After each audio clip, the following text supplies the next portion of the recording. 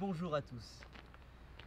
Bien que confinés au domaine de la Castille, les séminaristes continuent d'étudier et de chercher à répondre aux questions de foi les plus essentielles.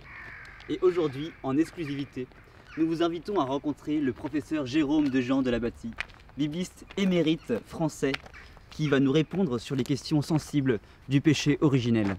Suivez-nous.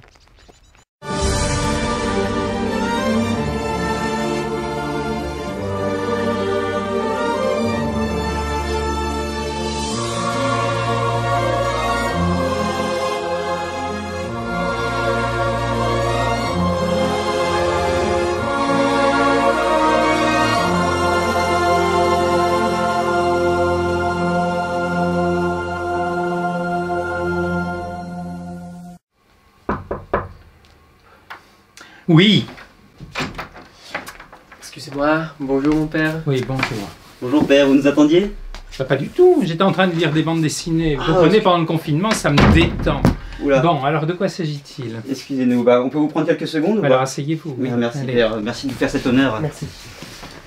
Alors, dans notre dernière vidéo, on avait vu que le but de toute vie humaine, c'est d'être parfaitement heureux sur un temps illimité. C'est ça, et nous avions vu que l'homme ne pouvait trouver ce bonheur parfait et illimité qu'en Dieu, et qu'il y avait comme un vide en lui que seul Dieu pouvait combler. Eh bien, Et- vous avez tout compris. Cependant, l'expérience témoigne que malgré ses désirs, personne n'arrive à atteindre cette perfection de bonheur. Donc, comment vous expliquez cette paradoxe? Personne n'arrive à atteindre ce bonheur en réalité. Oui, parce que nous sommes touchés, on s'en aperçoit bien, dès le début de notre vie, par ce que l'on appelle le péché originel, qui nous blesse profondément et qui nous empêche finalement d'atteindre à ce bonheur jusqu'à ce que nous ilions au ciel. Mais le péché originel, on trouve ça où? Dans la Genèse, c'est ça? C'est ça, c'est décrit dès le départ de la Bible dans la Genèse, effectivement. Et père, écoutez, la Genèse, c'est bien gentil, mais c'est pas très sérieux. Je veux dire, la création faite en 7 jours, c'est pas très sérieux. Oui, vous avez pas autre chose à nous proposer qu'un conte pour enfants? Et pour autant, c'est ce qu'il y a de plus sérieux. Parce que vous savez bien que la Genèse ne répond pas à la question du comment, mais à la question du pourquoi. Et la Genèse va prendre un risque énorme, c'est-à-dire d'écrire des mystères à travers des récits. Et nous savons qu'à travers ces récits, l'auteur biblique, l'auteur sacré, inspiré par l'Esprit Saint, va nous permettre de rentrer au plus profond du mystère de notre existence et du mystère de Dieu et de la révélation. Très bien, mais du coup, vous nous conseillez quel passage pour éclairer ce péché originel? Eh bien, il faut lire les 3 premiers chapitres de la Genèse, et en particulier, il faut quand même regarder ce qu'est l'homme pour la Bible, tel que l'homme est décrit au chapitre 2 du livre de la Genèse. D'accord, oui. Alors, voilà ce qu'il dit dans la Genèse 2, 7. Alors, le Seigneur Dieu modéla l'homme avec la glaise du sol. Il insuffla dans ses narines une haleine de vie, et l'homme devint un être vivant. Alors, nous avons une description. Bien sûr, il faut la prendre d'une manière allégorique et comprendre profondément ce que Dieu veut faire. Alors, au début, le livre de la Genèse nous dit, vous venez de le lire, que Dieu va prendre du sol une très bonne terre. Une terre que l'on appelle la Adama. C'est pour cela que l'on peut dire que l'homme est d'une certaine façon le glaiseux, parce qu'il est fait à partir de cette bonne terre rouge qu'on trouve près du Jourdain. Et ce que Dieu va faire dès le départ, vous l'avez lu, c'est qu'il va faire le geste du potier. C'est un geste qui va traverser toute la Bible et qui décrit vraiment ce qu'est Dieu. Dieu agit comme un potier parce que le potier, pour fabriquer un objet, est obligé d'exercer une certaine pression. Mais en même temps, s'il exerce une pression trop forte, l'objet, finalement, éclate. Et Dieu est là, qui est présent auprès de l'homme, sans pour autant étouffer sa liberté. C'est pour cela qu'il se décrit dès le départ comme un potier qui veut le bonheur de l'homme en l'entourant sans l'écraser. Et qu'est-ce que Dieu va faire dans le premier texte? Mais la première chose que Dieu va faire, c'est qu'il va faire à l'homme un corps. Et ce corps, parce que le corps permet à la fois le geste et la parole. Et parce que l'homme est fait pour aimer, et pour aimer en particulier à travers gestes et paroles, car il n'y a pas d'amour sans gestes et paroles. Mais le texte va continuer plus loin. Il nous décrit un geste particulier qui est extrêmement important. C'est Dieu qui va prendre son petit santon d'une certaine façon, il lui a donné un corps, et il va souffler à ce moment-là dans ses narines. Alors, c'est toujours un geste qui nous surprend, de souffler dans les narines. Or, c'est le geste que fait tout père juif lorsqu'il a un enfant, pour dire que cet enfant est le sien. Et la première chose que veut nous dire le texte de la Bible, c'est que nous sommes d'une certaine façon capax Dei, c'est-à-dire capables de vivre de la vie de Dieu, parce qu'il va souffler dans nos narines et que Dieu veut notre bonheur. C'est cela qui est décrit dès le départ. Et le texte va dire qu'à ce moment-là, l'homme va avoir une âme, alors une néphesh. Effectivement, il va avoir une âme qui est une âme vivante, parce que Dieu veut que nous aimions avec nos passions. Et puis, le texte va aller jusqu'à dire qu'il a une nefesh haya, c'est-à-dire qu'il a une volonté et une intelligence. Et l'homme est appelé à aimer en ayant une volonté, la volonté qui donne comme un mouvement à l'âme qui est l'âme spirituelle, intellectuelle, qui éclaire à ce moment-là nos passions et qui vient éclairer notre corps. Et donc Dieu veut que par tout notre être, nous soyons dans l'amour et pour l'amour et que nous vivions de sa vie. Alors effectivement, cela ne suffit pas. En effet, oui, du coup, nous avons vu qu'en Genèse 15, 17, le Seigneur Dieu prit l'homme et l'établit dans le jardin d'Éden pour le cultiver et le garder. Et le Seigneur Dieu fit à l'homme ce commandement: tu peux manger de tous les arbres du jardin, mais de l'arbre de la connaissance du bien et du mal, tu ne mangeras pas, car le jour où tu en mangeras, tu mourras. Alors, qu'est-ce que cela signifie? Je veux dire, la création est parfaite et d'un coup il y a un commandement et puis un arbre qui vient, comme mettre une contrainte à l'homme. Alors voilà, on a deux manières de comprendre le commandement et la loi. Alors, la première façon de comprendre commandement et de loi, c'est celle d'un État tyran dans lequel on donne des lois pour restreindre notre liberté et notre bonheur. Ça, c'est la loi, d'une certaine façon, d'une dictature. Mais il y a une autre manière de comprendre la loi, qui est ce que l'on appelle la loi de croissance. C'est-à-dire, de même que dans la nature, il y a des lois de croissance qui permettent à tout arbre de se développer en ayant de la lumière, en ayant de l'eau et tant d'autres choses. Nous savons également qu'il y a des règles de croissance pour l'économie. Eh bien, Dieu veut que l'homme, effectivement, soit en croissance, et c'est pour cela qu'il donne une loi, et c'est pour cela que tout au long de la Bible, il ne cessera pas de donner des lois pour nous aider, effectivement, à grandir profondément dans notre vie, qui est dans notre vie spirituelle. Et c'est encore pour cela que le Seigneur Jésus dira, eh bien, je ne viens pas abolir la loi, mais je viens l'accomplir parce qu'il veut que nous soyons en permanence dans une croissance. Alors, ce commandement, vous pouvez peut-être le relire exactement, parce qu'il est très intéressant. Tu peux manger de tous les arbres du jardin, mais de l'arbre de la connaissance du bien et du mal, tu ne mangeras pas, car le jour où tu en mangeras, tu mourras.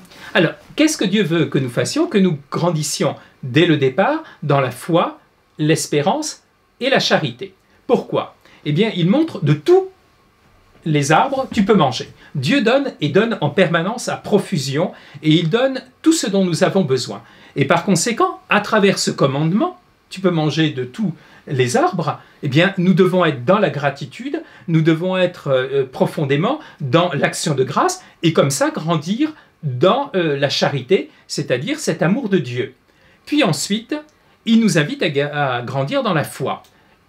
Celui de cet arbre, tu n'en mangeras pas. Pour quelle raison? Dieu n'en donne absolument pas la raison. Mais qu'est-ce qu'il veut? C'est que nous soyons dans la confiance. Car c'est la confiance, rien que la confiance, qui nous fait grandir dans l'amour, mais Dieu veut que nous posions cet acte de confiance vis-à-vis de lui. Et troisièmement, il nous dit, si vous restez fidèles à ses commandements, vous ne connaîtrez pas la mort, c'est-à-dire que nous sommes dans l'espérance de la vie éternelle. Et ainsi donc, le simple commandement montre que Dieu, dans son plan, voulait que nous grandissions dans la foi, l'espérance et la charité, jusqu'au moment où on pourrait le voir face à face et vivre dans l'éternel amour et dans l'unité. Donc il voulait cette croissance. C'est cette croissance qu'a accepté la Vierge Marie, et c'est pour cela qu'à la fin de sa vie, vivant en permanence de ce commandement et de la foi, l'espérance, la charité, elle a pu vivre immédiatement dans le bonheur éternel auprès de son Seigneur. Oui, mais retournons donc au problème du péché originel. Voilà ce que la Genèse dit. 3, versets 1 à 7. Le serpent était le plus rusé de tous les animaux des champs que le Seigneur Dieu avait fait. Il dit à la femme, « Alors Dieu a dit, vous ne mangerez pas de tous les arbres du jardin ?» La femme répondit au serpent, « Nous pouvons manger du fruit des arbres du jardin, mais du fruit de l'arbre qui est au milieu du jardin, Dieu a dit, vous ne mangerez pas, vous n'y toucherez pas, sous peine de mort. » Le serpent répliqua à la femme, « Pas du tout, vous ne mourrez pas, mais Dieu sait que le jour où vous en mangerez, vos yeux s'ouvriront et vous serez comme les dieux, qui connaissent le bien et le mal. » La femme vit que l'arbre était bon à manger et séduisant à voir, et qu'il était cet arbre désirable pour acquérir le discernement. Elle prit de son fruit et mangea. Elle en donna aussi à son mari, qui était avec elle, et il mangea. Alors leurs yeux à tous deux s'ouvrirent, et ils connurent qu'ils étaient nus. Ils cousirent des feuilles de figuier et se firent des pagnes. Alors, qu'est-ce qu'on doit comprendre de toute cette histoire d'arbre, serpent? Qu'est-ce que exactement s'est passé ici? Eh bien, on voit bien que la ruse du serpent, voyez, c'est de faire douter l'homme et la femme, c'est de leur faire douter de l'amour de Dieu. Il commence par dire, Dieu a dit, vous ne mangerez pas de tous les arbres du jardin. Dieu n'a pas dit ça, il a dit au contraire, vous mangerez de tous les arbres du jardin, sauf effectivement d'un. Et donc, on fait d'abord douter de l'amour de Dieu. Après, eh bien, il fait douter en montrant que Dieu est en fait un dictateur qui a comme peur que l'on lui prenne d'une certaine façon son pouvoir. Et du coup, on doute encore une fois de cet amour fou de Dieu pour l'humanité.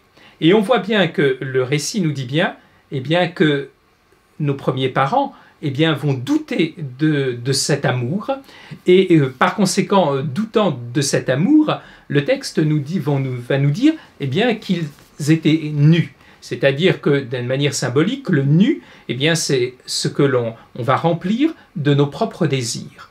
Et à partir de ce moment-là, eh bien, on voit que leur propre désir, c'est ce qui les habite finalement, c'est la honte. Alors, à partir de ce moment-là, revenons à mon premier propos sur l'homme. Eh bien, qu'est-ce qui se passe? Alors que l'homme était unifié avec une volonté qui éclairait une intelligence, qui éclairait des passions, qui arrivait à éclairer le corps, désormais, ces instances vont être comme divisées, séparées. Le bibiste dit tout le temps, le psalmiste dit tout le temps en priant, « Unifie mon cœur pour qu'il craigne ton nom », parce que nous voyons bien que nous ne sommes pas unifiés. Alors, à partir de ce moment-là, qu'est-ce qui se passe? L'intelligence est déconnectée de Dieu.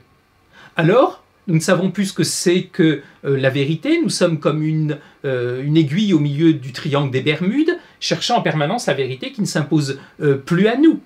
Et nous voyons d'une façon très concrète que régulièrement, nous sommes tentés même par le mensonge, c'est-à-dire l'inverse de la vérité que veut nous donner Dieu avec notre intelligence. Nous ne savons plus où c'est.